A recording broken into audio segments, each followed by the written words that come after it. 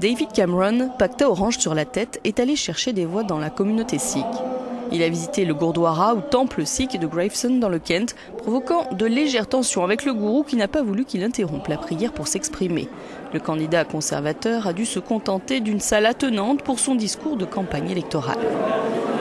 Anecdote somme toute amusante, mais ça ne va pas très fort pour les conservateurs qui peinent à prendre l'avantage dans les sondages d'opinion.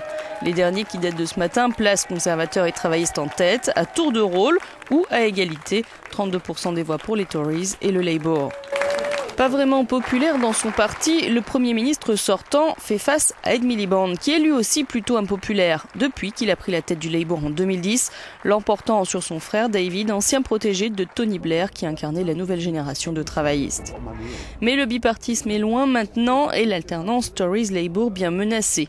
Menacée par l'éparpillement des voix qui pourraient aller au parti europhobe anti-immigration de Nigel Farage, le UKIP, ou au parti libéral-démocrate de Nick Clegg.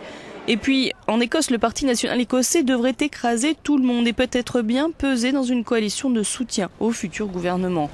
Qui sera en mesure de le diriger et d'emménager au 10 Downing Street à Londres? C'est toute la question. Réponse en mai.